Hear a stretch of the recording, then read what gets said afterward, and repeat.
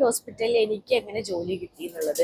അപ്പോൾ എനിക്ക് ജോലി കിട്ടിയെന്ന് വെച്ച് കഴിഞ്ഞാൽ നമ്മുടെ കോവിഡ് ടൈമിൽ ഞാൻ ഇവിടെ ജോലി അന്വേഷിച്ച് വന്ന ഒരാളായിരുന്നു. ആ സമയത്ത് ഞാൻ നിങ്ങൾക്ക് ഓരോരുത്തർക്കും തരുന്ന ഗൈഡ് ലൈൻ പോലെ തന്നെയായിരുന്നു.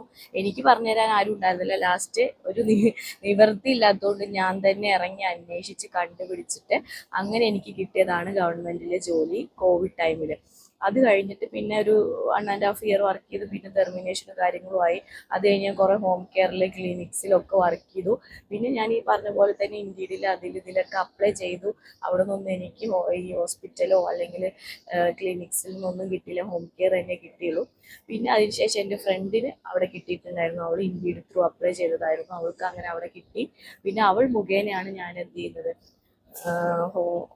ഹോസ്പിറ്റലിൽ തന്നെ CV കൊടുത്തിട്ട് ഹോസ്പിറ്റലിലേക്ക് CV ഇതാക്കുന്നു. അവരെൻ്റെ CV സെലക്ട് ചെയ്തിട്ട് അങ്ങനെ ഇൻ്റർവ്യൂ കാര്യങ്ങൾ അറ്റൻഡ് ചെയ്തിട്ടാണ് എനിക്ക് ഗവൺമെൻറ് ഹോസ്പിറ്റലിൽ ജോലി കിട്ടിയത് കേട്ടോ. അപ്പോൾ കുറേ പേര് ഡൗട്ടാണ് ഞാൻ എങ്ങനെ അപ്ലൈ ചെയ്തത്, എങ്ങനെ എനിക്ക് കിട്ടിയത് എന്നുള്ളതൊക്കെ. അപ്പോൾ എനിക്ക് കിട്ടിയത് എൻ്റെ ഫ്രണ്ട് മുഖേനയാണ് എനിക്ക് കിട്ടിയത്. പക്ഷേ എൻ്റെ കൂടെ കുറേ പേര് അതിന് ശേഷം വന്നവരൊക്കെ ഇൻഡീഡ്, നാക്കുറി ഗൾഫ്, അതുപോലെ ലിങ്കൻ്റെ അതിലൊക്കെ CV കൊടുത്തിട്ട് അതിൽ ത്രൂ, അതുപോലെ ദുബായ് കരിയർ പോർട്ടലിലൂടെയൊക്കെ കൊടുത്തിട്ടാണ് കിട്ടിയത്. അപ്പോൾ അതെങ്ങനെ അപ്ലൈ ചെയ്യേണ്ടത് എന്നുള്ളത് എൻ്റെ യൂട്യൂബ് ചാനലിൽ ഇട്ടിട്ടുണ്ട്, ദുബായ് കരിയറിലൊക്കെ കേട്ടോ.